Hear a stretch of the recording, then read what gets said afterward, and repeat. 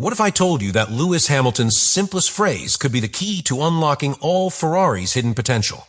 What exactly was what the British pilot found in the Singapore classification that made engineers tremble in Maranello? The engineers had made specific adjustments for Marina Bay. They modified the suspension maps, reconfigured the braking balance, and reviewed the minimum height of the car. But none of that would have worked if Hamilton wouldn't have felt it from the inside. It was at that time, just after a clean return in the FP2, when he released that radio phrase. The silence that came later was even more eloquent. In the box, everyone understood what it meant. The fight against the car was over. Now the real season began. And it was no accident that this happened in Singapore. Marina Bay is an urban circuit with a very technical demand where errors are paid with walls and successes with precious tenths. It is the ideal place to separate a well-adjusted car from chaos on wheels.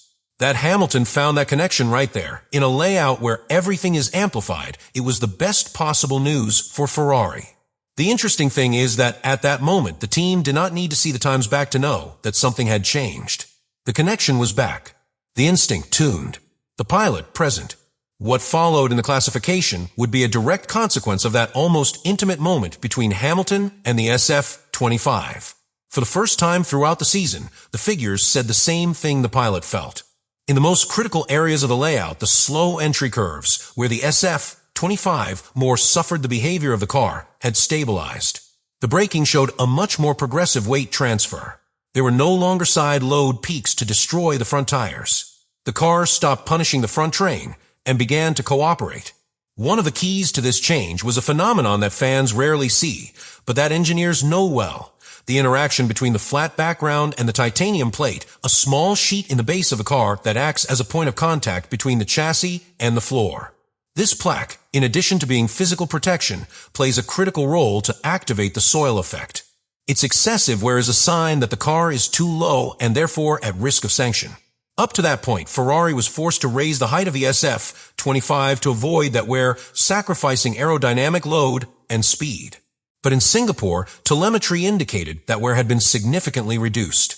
This allowed Ferrari to keep the car lower, within the limits, maximizing the soil effect. The consequence: more grip without compromising mechanical integrity. It was a small adjustment, almost invisible from outside, but devastating impact on the track. To this was added a crucial improvement in braking stability. Throughout the year, the SF-25 had been famous for evil for their instability when the pilots stepped on the strong brake in slow curves. The load was moving violently backwards, causing the car to feel as if shook the pilot. In Singapore, the data showed a smoother, more continuous braking curve with less steering wheel corrections. Hamilton could stop later and with more confidence, reducing the margin of error and gaining essential tenths, but not everything was perfect. Telemetry also confirmed a persistent subwiring problem, especially in the first curves of the circuit. Under low tire temperature conditions, the SF-25 still showed a clear lack of rotation. The temperature of the front tires did not rise as fast as I needed, affecting the capacity of rotation and forcing Hamilton to take broader trajectories to keep the car stable. This not only limited his aggressiveness in the first round, but also made it vulnerable to rivals with more alive front trains, such as Mercedes or McLaren. In direct comparisons, this became evident. At the entrance to Curve 1, for example, the data showed that George Russell could release the brake almost half before and close the trajectory more easily. In contrast, Hamilton needed more track to achieve the same rotation. This forced Ferrari to improvise specific tire warming strategies only to match the entry point of other cars. And yet, the most interesting of all this telemetry was not what he said of the car, but what he said of Hamilton's adaptation. The British was not only managing to adjust his pilot style to a new car with clear limitations, but he was also beginning to explode them in his favor. Each data that seemed before a barrier now became an opportunity. There was the real leap of quality. When a pilot begins to understand the technical limits of his car, where he gives up, where he pushes, when he slips, he can adapt his style, not to avoid those failures, but to anticipate and play with them. And that is exactly what engineers saw in Hamilton's telemetry. A millimeter dance between the logic of the data and the intuition of the pilot. Telemetry had spoken, and Hamilton had heard her. But in Formula One, understanding the car does not always mean winning. Because even when everything seems to improve, there are hidden consequences that are not revealed on the podium, nor in the holders, even in career summaries. They are hidden, buried in the data, in the comparisons between pilots, in the strategic decisions taken under pressure.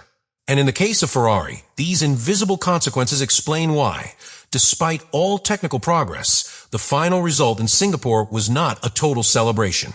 The improvement in the behavior of the SF-25 was real, but still partial.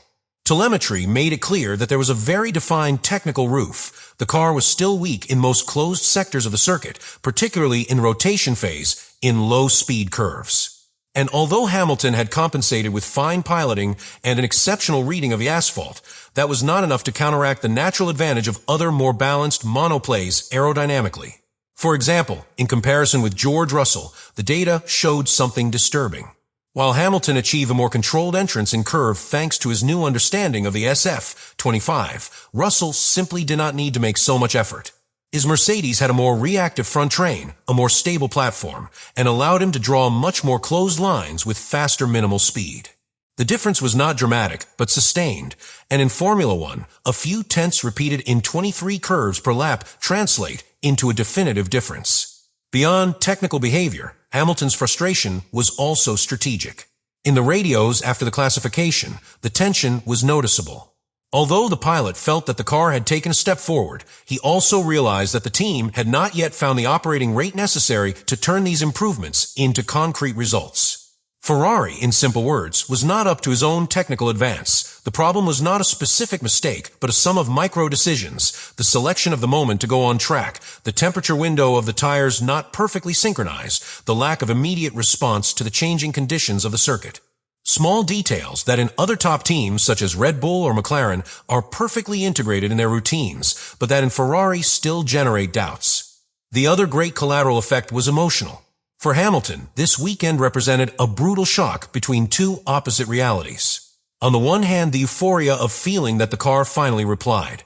On the other, the disappointment of seeing that the final result remained limited by factors that escaped to their hands.